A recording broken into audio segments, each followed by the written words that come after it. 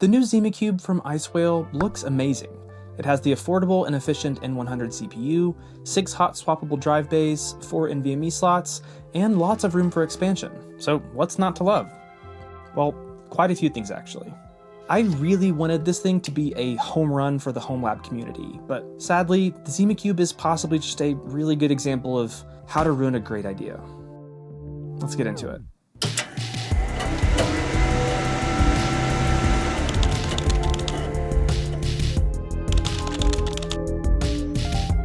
Now, if you're watching this, you're likely interested in technology, and perhaps you even want to transform that interest into a rewarding career in a field like cybersecurity. If so, you're in luck, because today's sponsor, Southern New Hampshire University, can help make that a reality. Southern New Hampshire University is accredited, nonprofit, and has surprisingly affordable tuition. Plus, it was voted one of the country's most innovative universities by US News & World Report. With hacks and breaches in the news constantly, it's no surprise that cybersecurity is a booming industry, with jobs expected to grow by 35% by 2031. SNHU's online cybersecurity program is a great place to jump into a new career. It was actually designated as a National Center of Academic Excellence in Cyber Defense by the NSA. From the comfort of your home and on a flexible schedule, you'll learn how to defend against cyber attacks and protect an organization's data. The program encompasses a wide range of topics, including network and application security, incident response and investigation, and much more. Plus, you'll be learning from faculty with real-world experience, giving you an inside look into the world of cybersecurity, and also giving you plenty of opportunities to connect with people in the industry. If you're interested, go to snhu.edu/hardwarehaven and fill out the form to see if you qualify for SNHU's cybersecurity program. You might actually be eligible for financial aid or have previous college credits that could fast-track your degree at SNHU. So click the link down in the description to get started. This is the Zima Cube, and before we get started, I do want to mention that Icewhale sent this over for review, but as always, I didn't take any money and can say whatever I want about it, which is probably going to be pretty obvious here soon. Now, I also want to note that this is technically a prototype, so keep that in mind while watching this, but I do think pretty much everything I cover will impact your decision to potentially buy or not buy one of these. Hey guys, really quick, this is future me. I just want to note that the fact that the motherboard for this Zima Cube was in fact a prototype did cause some issues. However, I decided to leave all of those issues in the video, but I will do a pretty comprehensive follow-up towards the end, so make sure you watch till the end. All right, back to past me. The Zima Cube is a Kickstarter project from Icewhale that wrapped up its campaign in December of last year. There are actually two different models, the Zima Cube and the Zima Cube Pro. I just have the standard Zima Cube, so that's mostly what I'll be focusing on for this video. The standard Zima Cube features the N100, a low-powered Alder Lake N CPU, powered by 4 efficiency cores with a max turbo frequency of 3.4 GHz. It also comes with 8 GB of DDR4 SODIMM memory, as well as a 256 GB NVMe SSD. What makes this system really interesting though is all of the potential expandability. On the front, there's obviously the 6 hot swappable 3.5-inch drive bays, as well as this removable U.2 carrier card that has room for 2 more NVMe SSDs. There's also the power button, audio jack, 2 USB 3.0 ports, as well as 1 Type-C port. On the back, there's 2 more USB 3.0 ports, 2 2.0 ports, an HDMI and display port, as well as the DC barrel jack and a CMOS reset button. You also get dual Intel i226V 2.5 gigabit Ethernet ports. On the inside, there are 2 more M.2 NVMe slots, as well as an M.2 E-key slot for the Wi-Fi, 2 more SATA ports, and an internal USB 2.0 port. There's also a x16 and x8 PCIe slot, but more on that in a bit. The build quality is actually really solid, with most of the case being metal. Actually, when it was delivered, I thought they sent drives with it just because the box was so heavy. Holding it right now is actually pretty uncomfortable. The plastic bit covering the drive bays feels really cheap though, and it's kind of awkward to get off. I personally just like the look of it with it off, so I kept it that way. Getting to the motherboard and internals is actually really simple. There's just 4 screws on the sides of the case, and then you lift the top off. The drive sleds are pretty nice, they feel somewhat solid, and they also have these LED indicators for which bays are occupied, as well as disk activity. For cooling, there's a small fan for the CPU, as well as 2 80mm fans on the back. However, those aren't directly connected to the motherboard, but rather the SATA backplane. Speaking of the backplane, that gets interesting. Obviously, it has the 6 SATA ports for the hot swappable drives, and also has a U.2 port for that dual M.2 adapter. But rather than using a PCIe riser or other standard connector, it actually uses an EDP or embedded DisplayPort cable, which is usually used for displays in laptops. Theoretically, this cable can handle Thunderbolt or PCIe signals, so it works, carrying 3 lanes of PCIe 3 between the motherboard and backplane. It is an interesting solution, but I hate that it essentially makes this chassis non-upgradable. I personally would have preferred something like SFF SAS cables or Oculink, or just something that would have made this case a bit more usable down the road.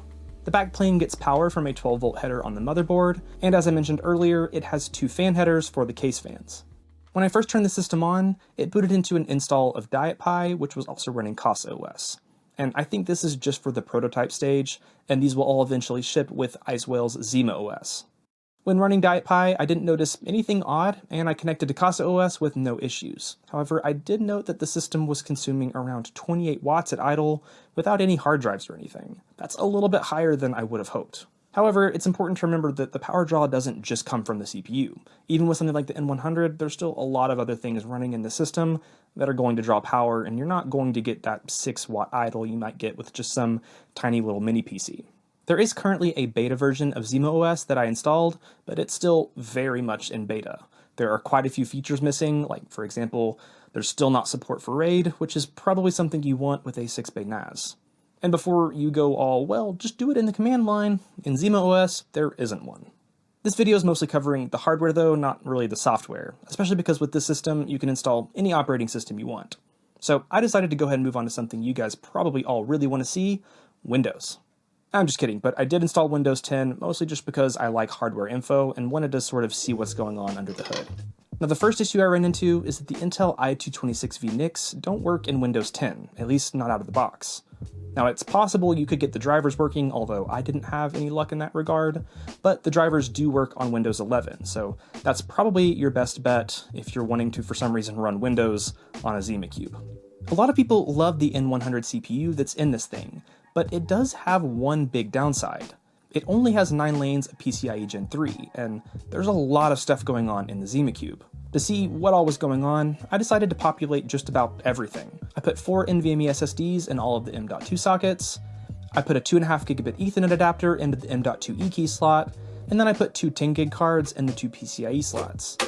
I also put in 2 hard drives just to make sure that SATA was working, and everything did show up, but with some caveats.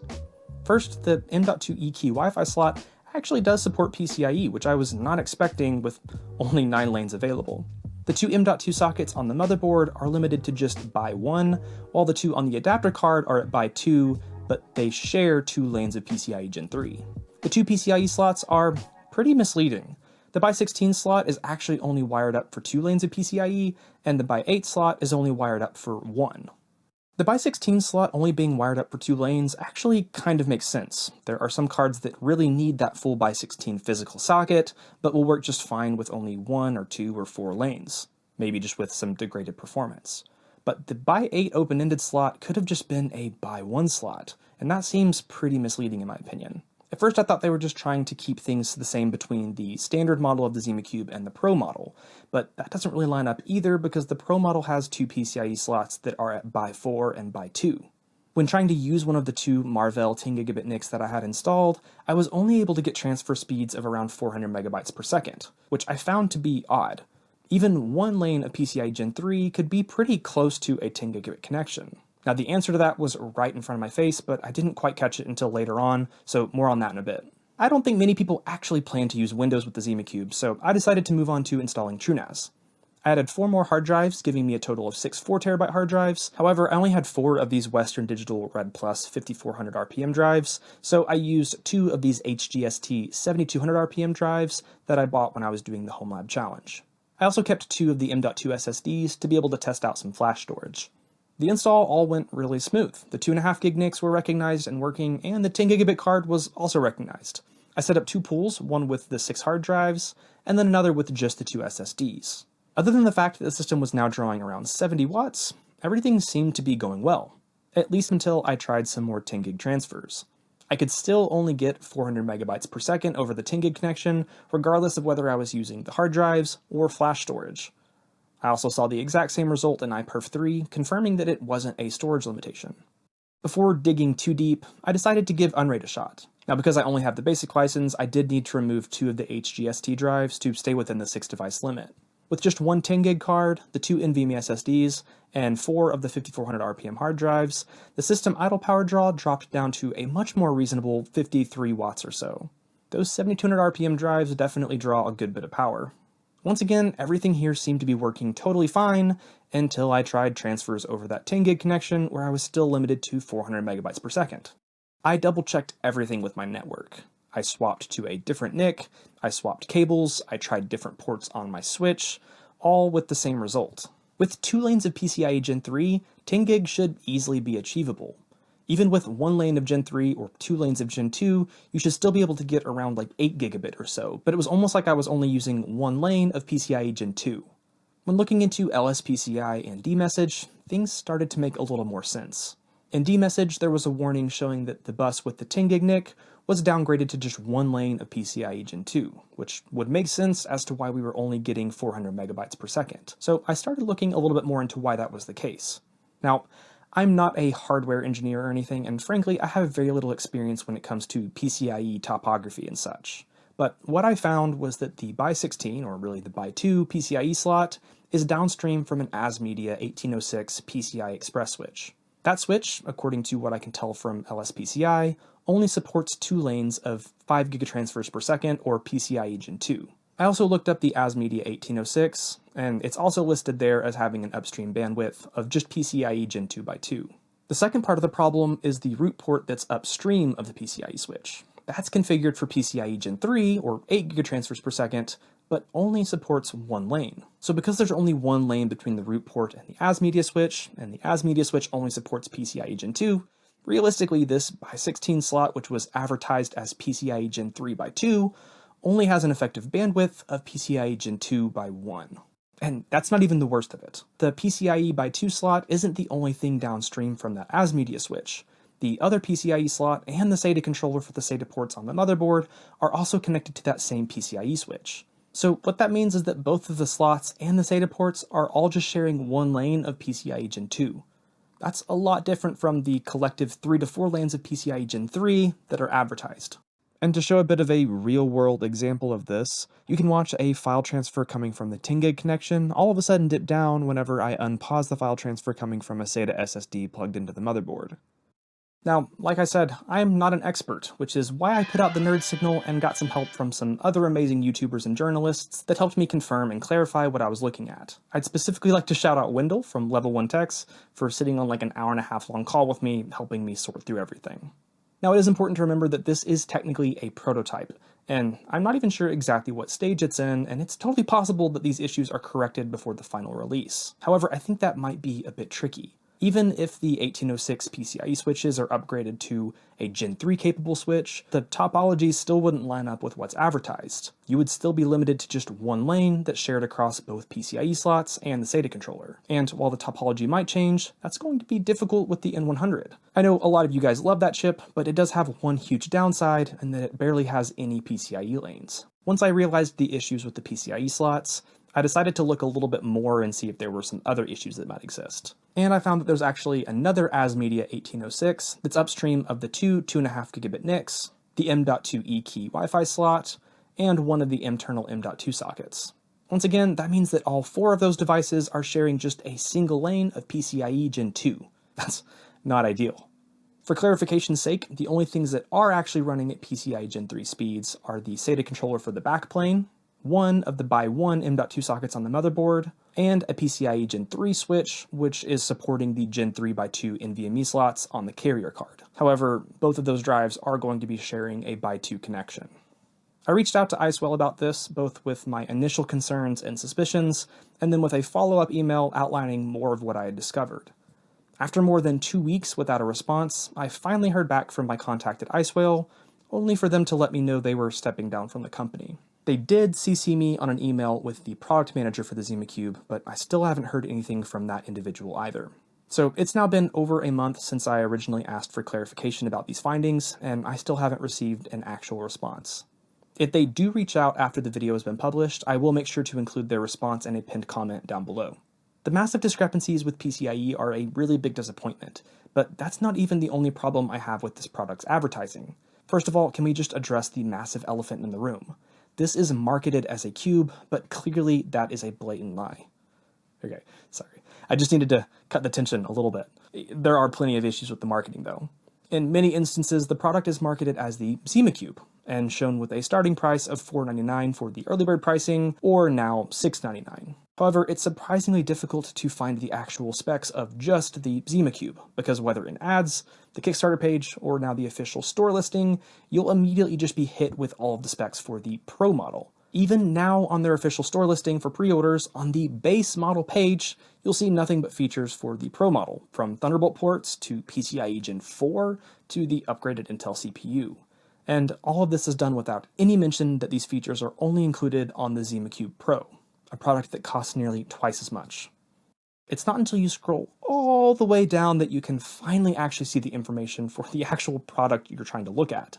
Now you might be thinking, well, every company markets their Halo products, and yeah, sure, I understand that. And I do always think it's important for consumers to not trust the marketing and actually look into the specs. But in this instance, it doesn't seem you can. Even on the spec sheet for the standard ZimaCube, the info doesn't seem to be correct. The N100 model shows a single by 4 PCIe slot, which is, I believe, the original design, but they had to scrap that and mentioned it in an update on the Kickstarter. The Pro model still shows by 16 and by 4 PCIe slots, which they also announced in an update that would not be the case. So it's hard to argue that consumers should ignore the marketing and look at the actual specs when those are also incredibly misleading. I personally don't like Kickstarters, and I don't recommend buying from them, but I do understand that in that development phase, information is going to need to change. But I don't think I have that same amount of grace for an actual product listing where a company is currently taking your money for an actual product. Once again, this is a prototype, and maybe all of these problems are going to be fixed, and I'm ranting for no reason.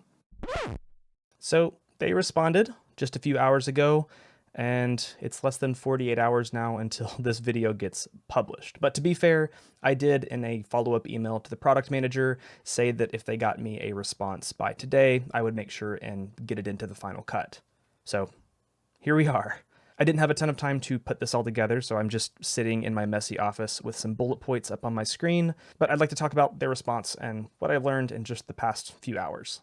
So the product manager did in fact let me know that this is a version 2.0 motherboard, but they've just wrapped up production of their version 3.0 motherboard, which primarily fixes some of the issues that I found on this one. I want to be clear though that I don't exactly know whether or not the version 3.0 is what's going to ship with the final product or not.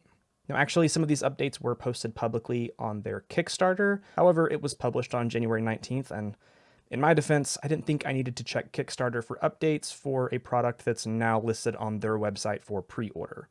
But it is on Kickstarter, and they cover some of the PCIe issues there.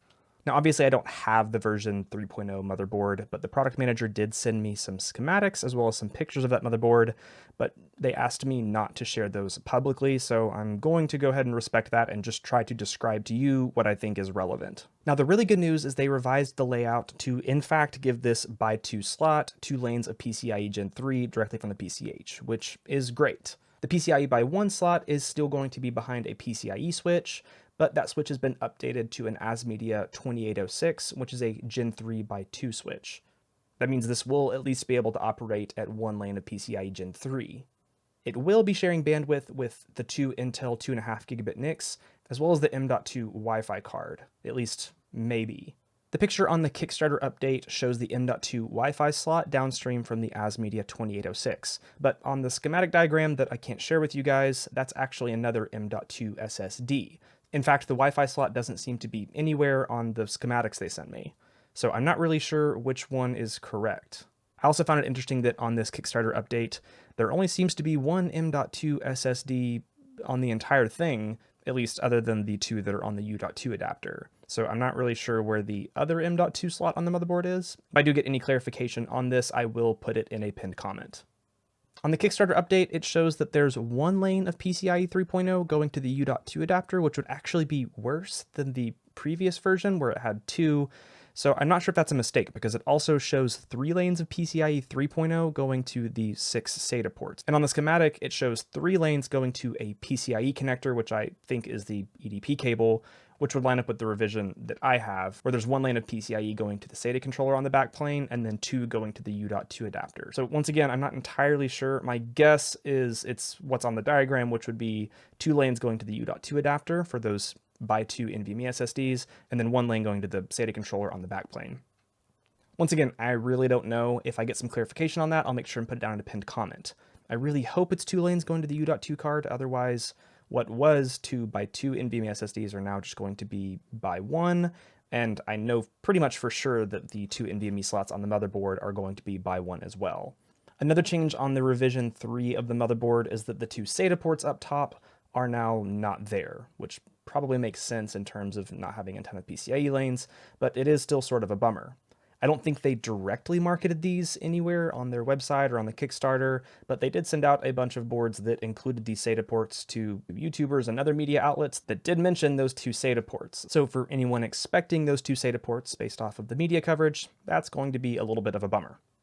Now overall, these changes to the motherboard are good. Having 2 lanes of PCIe Gen 2 on the by 2 slot does allow it to actually do some pretty useful things, like having a 10 gig NIC or something like that. Maybe not a RTX A2000, but there's still a lot you can do with 2 lanes of PCIe Gen 3. Having the other PCIe slot, the 2.5 gigabit NICs, and potentially either a Wi-Fi card or another SSD downstream of that PCIe switch isn't great, but realistically that's kind of just what you're left with when you're using something like the N100. Now that configuration isn't necessarily that bad, especially if it's a Wi-Fi card that's downstream of that switch, but if it is an SSD and you're heavily utilizing the by 1 slot and using dual 2.5 gigabit networking, you're probably going to run into some bandwidth limitations. Now one thing I didn't really cover a ton, but I did ask in my email, was whether or not the fans on the backplane have any sort of control, or whether or not there's any sort of temperature monitoring, and sadly the answer to both of those is no. Now you might be wondering why I didn't just refilm this entire video, and I have 3 reasons for that.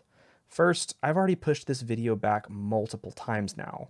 Originally this video was supposed to go live over a month ago, so by pushing it back, waiting for a response from Icewhale, I've had to shift a lot of stuff around, losing time and frankly money. At a certain point, I just had to set a date when the video was going to go live, whether or not I actually got a response from Icewhale. I understand it's probably frustrating for you that some of the information in this video was from a prototype and is already outdated, but that in and of itself is sort of the problem. Icewhale could have communicated to me and other creators and outlets when they sent these out what version of prototype these were and some of the issues that they knew of. I mean, realistically, if you put PCIe Gen 2 switches into this motherboard, you know it's going to operate at PCIe Gen 2. That's just kind of straightforward. So there are some things they could have let me know when they first sent this out that would have been helpful, but they also could have just responded a little bit sooner, letting me know there is an updated revision to the motherboard. That would have saved me a lot of time from digging into this and trying to sort out all of the issues. The second reason that I didn't completely refilm this is that I sort of wanted you guys to have a better understanding of where I was coming from, to have a better understanding of the process and how I got here, and also see what Icewhale's response was like. Which kind of leads me to my third and final reason, which is that, frankly, none of this really changes my recommendation to you, the consumer.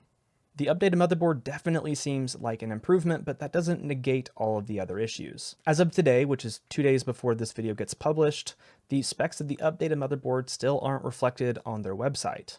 And honestly, I don't even know if they reflect what's on the update on the Kickstarter, because the Kickstarter update doesn't reflect the schematics they sent me. I really don't even know. And I didn't really even talk about the Pro model much because I don't have it on hand, but there were plenty of revisions and updates on the Kickstarter for that, and those specs definitely don't reflect any of the marketing that's still plastered all over the Kickstarter, their website, and the pre-order site. So honestly, even with some of these clarifications and updates, everything is still just really messy.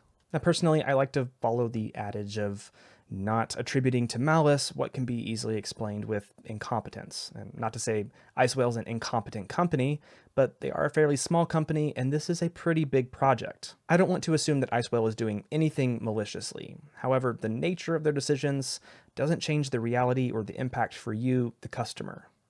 I'm actually really glad that with the revised motherboard, things aren't quite as bad as they originally seemed. But realistically, that's still not going to change how I was going to end this video.